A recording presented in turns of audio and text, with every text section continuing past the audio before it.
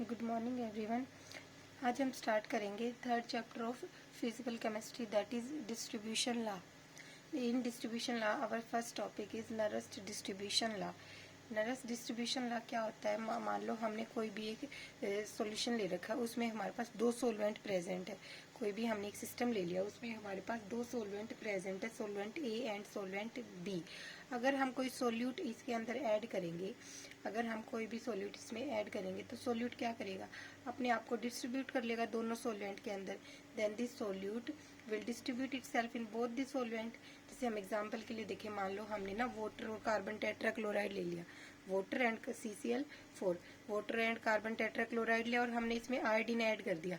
तो आयोडीन हमें पता है आयोडीन इज मोर सोल्यूबल, और हम बोल दें 80% more soluble than water in carbon tetrachloride. की जो आयोडीन है उसकी सोल्युबिलिटी कार्बन टेट्राक्लोराइड में ज़्यादा है एज कंपेरिजन टू वाटर। तो आयोडीन क्या करेगा? अपने आप को दोनों सोलेंट के अंदर डिस्ट्रीब्यूट कर लेगा on the base of there solubility. तो जो ये उसने अपने आप को जो डिस्ट्रीब्यूट किया है सोल्यूट ने, तो हम क्या कह सकते हैं? वो जब हमने टेम्परेचर को कांस्टेंट रखा है, जब हम टेम्परेचर को कांस्टेंट रखते हैं तो हमने इसी को स्टडी करना है कि जो उनकी कंसंट्रेशन का रेशो आता है ना, कंसंट्रेशन का रेशो वो हमेशा ना कांस्टेंट आएगा। जो कंसंट्रेशन मान लो सोलवेंट ए में है सोल्यूट की और सोलेंट बी में है, उनका जो रेशियो आता है वो हमेशा कांस्टेंट आएगा। When A solute distribute itself between two immiscible solvent in contact with each other in such A way that at equilibrium, अपने आप को सोलवेंट में इस तरीके से डिस्ट्रीब्यूट कर ले कि इक्विलिब्रियम के ऊपर जो रेशियो होगा कंसंट्रेशन ऑफ सोल्यूट की कंसंट्रेशन का, वो कांस्टेंट होता है एट ए गिवन टेम्परेचर, या हम बोल दे at constant temperature, provided the molecular state of solute is same in both the solvent. जो मॉलिक्यूलर स्टेट है सोल्यूट की वो हमारे पास सेम होनी चाहिए दोनों सोलवेंट में। इसका मीनिंग क्या है? ये कि जो हमारे पास सोल्यूट है वो ना सोलवेंट ए और बी में कोई भी ना तो एसोसिएशन फॉर्म हो उसका और ना ही डिसोसिएशन। दैट मीन्स ना तो जो सोल्यूट है वो हमारे पास किसी भी सोलवेंट में कोई कॉम्प्लेक्स फॉर्मेशन करे और ना ही वो डिसोशिएट हो जाए फर्दर। तो ये हमारे नरेस्ट डिस्ट्रीब्यूशन लॉ की स्टेटमेंट है। कंसंट्रेशन एट इक्विलिब्रियम पे हो रहा है। Concentration of solvent A upon concentration of solvent B is equal to C1 को हमने मान लिया सोलवेंट के अंदर उसकी कंसंट्रेशन है सोल्यूट की, and C2 is concentration of solute in solvent B. तो जो ये इनका रेशियो होता है वो हमेशा कांस्टेंट आएगा। सपोज हमारे पास C1 आ गया 2, C2 आ गया 4, तो ये हमारे पास क्या आ गया 1/2, 1/2 का रेशियो आ गया। ऐसे ही मान लो सोलवेंट ए में तो आ गया 4, सोलवेंट बी में आ गया 8, तो ये भी क्या आ गया 1/2। जो उनका रेशियो होगा वो हमेशा कांस्टेंट आएगा। वैल्यू कोई भी हो, जो उनका रेशियो आएगा वो कांस्टेंट आएगा एट कांस्टेंट टेम्परेचर। अगर हम टेम्परेचर को चेंज करते हैं तब हमारे पार्टीशन कांस्टेंट की वैल्यू भी चेंज हो जाती है। तो ये हमने कांस्टेंट टेम्परेचर पे लेना है। जो के आया है उसको हम बोलेंगे डिस्ट्रीब्यूशन कोफिशिएंट और पार्टीशन कोफिशिएंट। जो के हमारा है वो उसको हम बोलेंगे डिस्ट्रीब्यूशन कोफिशिएंट और पार्टीशन कोफिशिएंट। तो ये हमारा है नरेस्ट डिस्ट्रीब्यूशन लॉ कि जब कोई भी सोल्यूट किसी दो इमिसिबल सोलवेंट के अंदर ऐड होता है तो वो अपने आप को डिस्ट्रीब्यूट कर लेता है दोनों सोलवेंट में इस तरीके से कि इक्विलिब्रियम पे जो उनकी कंसंट्रेशन का रेशियो होगा वो हमेशा कांस्टेंट रहेगा। ये स्टेटमेंट है नरेस्ट डिस्ट्रीब्यूशन लॉ की। उसके बाद कुछ कंडीशंस है कि कौन सी कंडीशन पे जो हमारा डिस्ट्रीब्यूशन लॉ है वो फॉलो होगा, या हम लिमिटेशंस भी कह सकते हैं कि कितनी लिमिटेशंस हो, क्या क्या लिमिटेशन होगी कि इसके बाद वो हमारे जो लॉ होगा वो एप्लीकेबल नहीं होगा। सबसे पहले टेम्परेचर शुड बी कांस्टेंट। जो हमारे टेम्परेचर है वो कांस्टेंट होना चाहिए। क्यों? अगर मान लो टेम्परेचर में चेंज आ गया तो क्या करेगा? जो सोलवेंट है उनकी म्यूचुअल सॉल्युबिलिटी को भी वो डिस्टर्ब करेगा। म्यूचुअल सॉल्युबिलिटी है जो सोलेंट की आपस में, उसको भी वो चेंज कर देगा। और जितना ज़्यादा टेम्परेचर में चेंज होगा उतनी ज़्यादा हमें पार्टीशन कोफिशिएंट की वैल्यू में चेंज दिखेगा एट एवरी टेम्परेचर की। मान लो 1 डिग्री पे चेंज गया तब पार्टीशन कोफिशिएंट की वैल्यू अलग होगी, 2 डिग्री पे अलग वैल्यू आएगी। इस तरीके से कि जैसे जैसे हम टेम्परेचर को चेंज करेंगे हमारे पार्टीशन कोफिशिएंट की वैल्यू भी चेंज हो जाएगी। इसलिए हम टेम्परेचर को कांस्टेंट रखते हैं, क्योंकि अगर टेम्परेचर में चेंज आता है तो जो उनकी म्यूचुअल सॉल्युबिलिटी है सॉल्वेंट की उसमें भी चेंज आ जाएगा। और जितना ज़्यादा चेंज टेम्परेचर में आएगा उतनी डिफरेंट वैल्यू हमारे पास के की आएगी, दैट मीन्स पार्टीशन कोफिशिएंट की। Second is the two solvent should be immiscible और स्प्रिंग सॉल्युबल। जो हमारे पास सोलवेंट दे रखे हैं वो इमिसिबल होने चाहिए या पार्शली सॉल्युबल हम उनको बोल सकते हैं, वो कम्प्लीटली सॉल्युबल नहीं होनी चाहिए।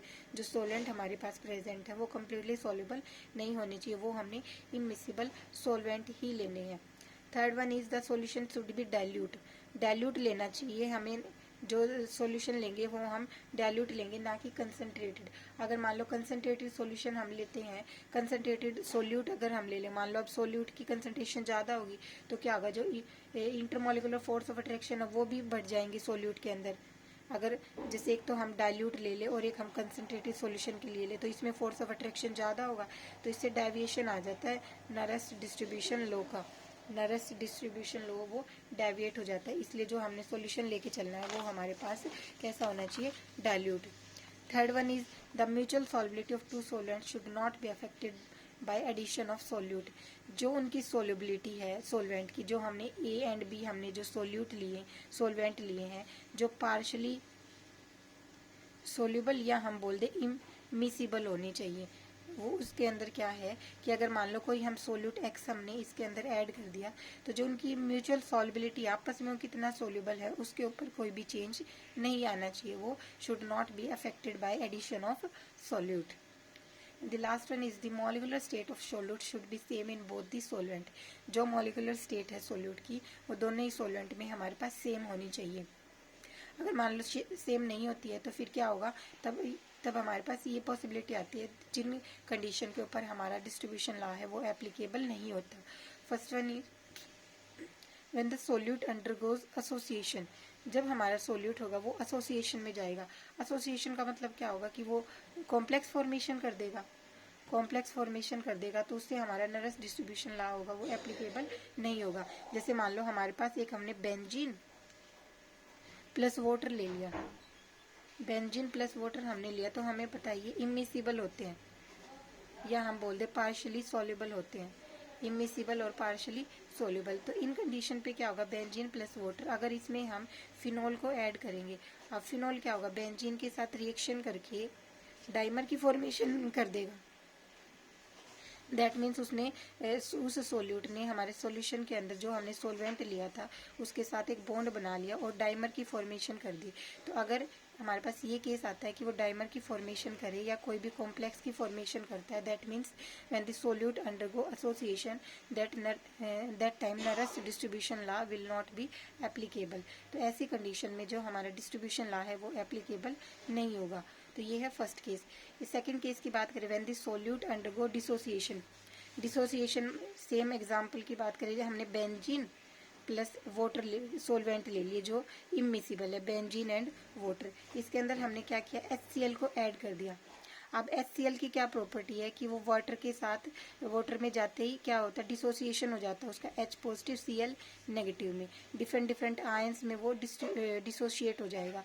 तो ऐसी कंडीशन पे भी जब डिसोसिएशन हमारे सॉल्यूशन में हो जाएगा तब भी हमारा जो नरस डिस्ट्रीब्यूशन लॉ है वो एप्लीकेबल नहीं रहेगा, उस लॉ को वो ओबे नहीं करेगा। तो ये हमारे पास कुछ लिमिटेशंस हैं या कंडीशन बोले जिसपे हमारा नरस डिस्ट्रीब्यूशन लॉ एप्लीकेबल नहीं होता है, वो ये है। तो फिर से देखते हैं। सबसे पहले हमने देखा टेम्परेचर शुड बी कांस्टेंट। जो हमारा टेम्परेचर है उसको हम कांस्टेंट लेके चलेंगे, क्योंकि अगर टेम्परेचर की वैल्यू वेरी करेगी तो हम उसके साथ साथ हमारा जो पार्टीशन कोफिशिएंट है उसकी वैल्यू भी वेरी करेगी, क्योंकि अगर टेम्परेचर में चेंज आता है तो उससे हमारे जो सोलेंट की म्यूचुअल सॉल्युबिलिटी है वो डिस्टर्ब होती है। Second is the two solvent should be immiscible और स्प्रिंगली सॉल्युबल। जो हमारे सोलेंट है वो इमिसिबल होने चाहिए या पार्शली सॉल्युबल होने चाहिए, कम्प्लीटली सॉल्युबल नहीं होनी चाहिए। Third one, the solution should be dilute. अगर हम कंसनट्रेटेड लेके चलते हैं तो कंसनट्रेटेड में फोर्स ऑफ अट्रैक्शन ज़्यादा होता है, जिससे जो हमारा नर्स डिस्ट्रीब्यूशन लॉ है उसमें डेविएशन आ जाता है। The mutual solubility of two solvent should not be affected by addition of solvent.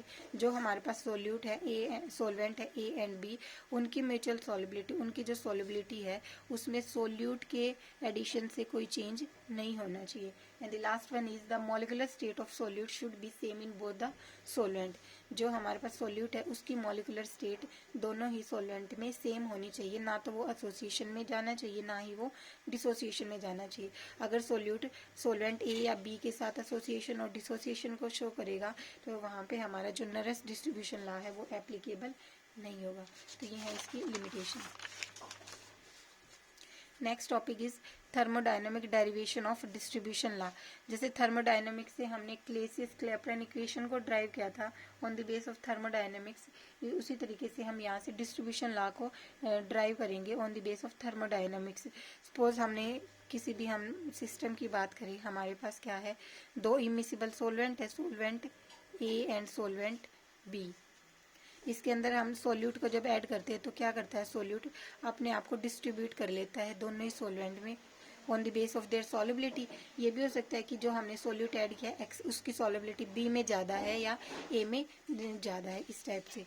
तो जो सोल्यूट होता है वो अपने आप को दोनों सोलवेंट में इस तरीके से डिस्ट्रीब्यूट करता है कि जो उनकी कंसंट्रेशन का रेशियो आता है वो कांस्टेंट आता है। और ये जो के है इसी को हमने पार्टीशन कोफिशिएंट बोला है, ये हमने पढ़ लिया। अब हम ये मान के चल रहे हैं कि मान लो एक सोल्यूट टू इमिसिबल सोलवेंट के अंदर प्रेजेंट है और एक दूसरे के साथ वो इक्विलिब्रियम पे है। एक्स कोई सोल्यूट है, ये ए और बी हमारे पास सोलवेंट है और जो सोल्यूट है वो इक्विलिब्रियम पे इन दोनों में ऐड हो रखा है। तो हमने बोल दिया म्यू ए होगा, वो केमिकल पोटेंशियल है सोलवेंट ए के लिए। म्यू ए केमिकल पोटेंशियल हम पहले पढ़ चुके हैं, केमिकल पोटेंशियल म्यू ए हमारे पास केमिकल पोटेंशियल है for solvent A and mu B is chemical potential for solvent B. A और बी सोलवेंट के लिए हमारे पास केमिकल पोटेंशियल ये हमें पता है। इक्विलिब्रियम के ऊपर जैसे डेल जी हम बोलते हैं G2 माइनस G1, तो यहाँ से G1 is equal to G2। Free energy जो हमारे पास आती है वो इक्वल आती है इक्विलिब्रियम पे, और del G change in free energy equilibrium पे 0 होता है। इस टाइप से जो हमारा केमिकल पोटेंशियल होता है इक्विलिब्रियम पे वो भी इक्वल आ जाएगा। Mu A is equal to mu B. Chemical potential in solvent A is equal to chemical potential in solvent B. From thermodynamics हमने ये इक्वेशन पढ़ी है। जो म्यू होता है, अगर हम केमिकल पोटेंशियल निकालते हैं रिगार्डिंग स्टैंडर्ड केमिकल पोटेंशियल तो हमारे पास उसकी वैल्यू आती है mu is equal to mu not standard chemical potential plus R T L N A. A is the activity, activity का मतलब इफेक्टिव कंसंट्रेशन, इफेक्टिव कंसंट्रेशन। हमने लिखा mu is equal to mu not plus R T L N A. Mu is the normal chemical potential, mu not standard chemical potential, R gas constant, T temperature and A is the activity, that means effective concentration। ये हमने general chemical potential लिखा। Chemical potential को कैसे drive करते हैं। अब हम solvent ए और बी के लिए केमिकल पोटेंशियल को राइट डाउन कर रहे हैं। Mu A is equal to mu not A plus R T L N A, mu B mu not B plus R T L N A B. ये solvent ए के लिए, ये सोलेंट B के लिए। अब हमें बताया था इक्विलिब्रियम के ऊपर जो केमिकल पोटेंशियल ए का है वो इक्वल होगा केमिकल पोटेंशियल ऑफ बी। दोनों के केमिकल पोटेंशियल इक्वल होते हैं, तो हम जो हमने सोलेंट ए और बी के लिए केमिकल पोटेंशियल की वैल्यू निकाली है उनको हम इक्वल पुट कर देंगे। Mu not A plus R T L N A is equal to mu not B plus R T L N A B. इस टाइप से ये हमारे पास केमिकल पोटेंशियल है सोलवेंट ए के लिए और ये हमारे पास केमिकल पोटेंशियल है सोलवेंट बी के लिए। अब हमने जो केमिकल पोटेंशियल है उनको राइट हैंड साइड लिख लिया और जो हमारे पास एक्टिविटी की टर्म है उनको लेफ्ट हैंड साइड लिख लिया। तो R T L N A minus R T L N A B is equal to mu not B minus mu not A. This is the difference in chemical potential, standard chemical potential. यहाँ से हमने R T L N common लिया, A upon A B, इसको ऐसे भी लिख सकते हैं ए अपॉन ए बी। जो हमारे पास ए माइनस ए बी आया उसको हमने ऐसे लिख लिया A upon A B. Activity of solvent A upon activity of solvent B, इस टाइप से is equal to mu not B minus mu not A. जो आर टी यहाँ था इसके साथ मल्टीप्लाई में उसको हम उधर लेके केमिकल पोटेंशियल के साथ डिवाइड में L N A upon A B activity of solvent A upon activity of solvent B is equal to mu not B minus mu not A upon R T. अब हमें पता है temperature constant, temperature को तो हम distribution जब तक हम पार्टीशन कोफिशिएंट निकालते हैं डिस्ट्रीब्यूशन लॉ स्टडी करते हैं तब तक जो हमारा टेम्परेचर रहता है वो कांस्टेंट रहता है। तो mu not B minus mu not A upon R T, ये chemical potential, standard chemical potential for solvent B and standard chemical potential for solvent A, इस टाइप से। अब हमें पता है टेम्परेचर कांस्टेंट, जो हमारे पास स्टैंडर्ड केमिकल पोटेंशियल होते हैं कि किसी भी सॉल्यूट के लिए, वो भी कांस्टेंट ही रहते हैं। स्टैंडर्ड केमिकल पोटेंशियल की वैल्यू भी कांस्टेंट रहती है। और आर तो हमें पता ही है गैस कांस्टेंट होता है। तो यहाँ से ये वाली टर्म हमारे पास क्या आ गई, पूरी कांस्टेंट। तो यहाँ से हम कह सकते हैं natural log activity of A upon activity of B is equal to constant. Activity की टर्म में ये हमारे पास क्या आ गया, कांस्टेंट। और सिंपल हम लिख सकते हैं activity of A upon activity of B is equal to constant. यहाँ से हमने ड्राइव किया डिस्ट्रीब्यूशन लॉ को। ये तो है एक्टिविटी की टर्म में, जब हमारे पास कंसंट्रेटेड सॉल्यूशन प्रेजेंट है। अगर हम बात करते हैं डाइल्यूट सॉल्यूशन की, डाइल्यूट सॉल्यूशन होगा तो एक्टिविटी को हम कंसंट्रेशन से क्या कर सकते हैं, रिप्लेस कर सकते हैं। Activity will be replaced by concentration term. तो ये हो जाएगा CA upon CB is equal to constant. Concentration of A, solvent A upon concentration of solvent B will be constant. CA upon CB is equal to K। तो यहाँ से हमारा जो Nernst distribution law है, on the base of thermodynamics we can derive easily. एक बार फिर से देख लेते हैं थर्मोडायनेमिक डेरिवेशन हमने कैसे निकाला है डिस्ट्रीब्यूशन लॉ का। कि हमने कोई सिस्टम ले लिया जिसमें हमारे पास दो सॉल्वेंट है, solvent A and solvent B. हमें पता है जब हम कोई सॉल्यूट ऐड करते हैं तो एक अपने आप को इस तरीके से डिस्ट्रीब्यूट करता है इक्विलिब्रियम पे कि जो concentration of A and B है वो कांस्टेंट आती है। ए अपॉन बी जो उनका रेशियो आता है वो ऑलवेज कांस्टेंट आएगा। हमने एक सॉल्यूट ले लिया जो 2 इमिसिबल सॉल्वेंट में हमने ऐड कर दिया है, और तो इक्विलिब्रियम के ऊपर अब हम बात कर रहे हैं। केमिकल पोटेंशियल ऑफ ए के लिए, सॉल्वेंट ए के लिए हमने म्यू ए बोला और बी के लिए म्यू बी। इक्विलिब्रियम पे दोनों इक्वल होंगे।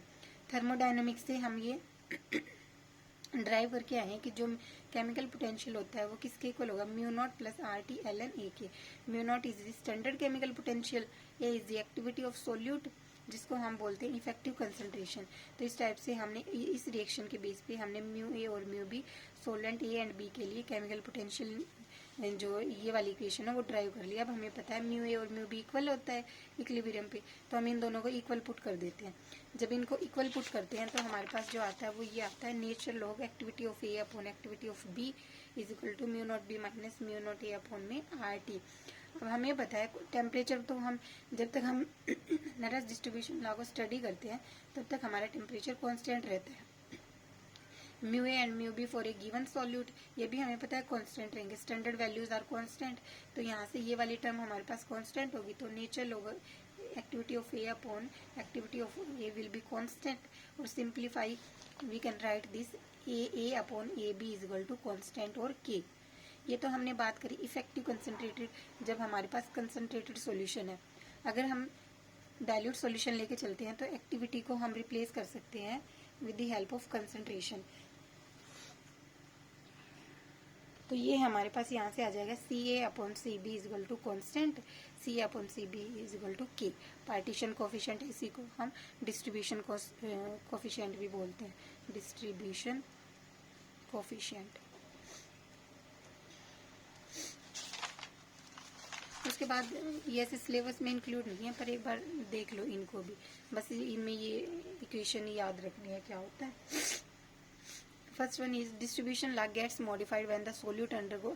जैसे हमने ये पढ़ा था कि सोल्यूट किसी की मॉलिकुलर स्टेट है वो सेम होनी चाहिए जब हम नरस डिस्ट्रीब्यूशन लॉ को स्टडी कर रहे हैं। तो ये पूछ रखा है कि मान लो वो एसोसिएशन, एक बार हमारे पास एसोसिएशन की कंडीशन है, एक बार डिसोसिएशन की, कि अगर हमारा सोल्यूट है वो एसोसिएशन में चला जाता है किसी एक सोलवेंट के साथ। Suppose a solute remains in normal state in solvent B. A के साथ तो नॉर्मल बिहेव किया एक्स ने, लेकिन बी के साथ उसने क्या कर दिया, एसोसिएट कर लिया, मतलब एक कॉम्प्लेक्स फॉर्मेशन कर दी। N X is equal to X N, उसने एक कॉम्प्लेक्स बना लिया। N molecule of X undergo association to form X N, association करके एक कॉम्प्लेक्स बना लिया। तो इसके लिए हम जो नरस डिस्ट्रीब्यूशन लॉ है उसको ऐसे निकालेंगे, C1 upon N into C1 upon N under root C2 is equal to constant, और के भी हम लिख सकते हैं C1 upon N and root C2 is equal to constant. N is the extent of association, कितना उसका एक्सटेंट है एसोसिएट होने का, बॉन्ड बनाने का, जो उसने कॉम्प्लेक्स फॉर्मेशन करी है वो। तो ये हमारे पास हो जाएगी एसोसिएशन के लिए। अगर हम बात करते हैं डिसोसिएशन की, डिसोसिएशन जैसे हमने HCl का करा था, बेंजीन प्लस वाटर, हमने बेंजीन और वाटर 2 इमिसिबल लिक्विड जब लिए थे और HCl को उसमें ऐड किया तो HCl will be dissociate in water as H positive Cl negative, हमने ये देखा है। तो जब वो डिसोशिएट होगा तो अल्फा को तो हमने मान लिया डिग्री ऑफ डिसोसिएशन कि वो कितना वो डिसोशिएट कर रहा है, इसको हमने डिग्री ऑफ डिसोसिएशन मान लिया।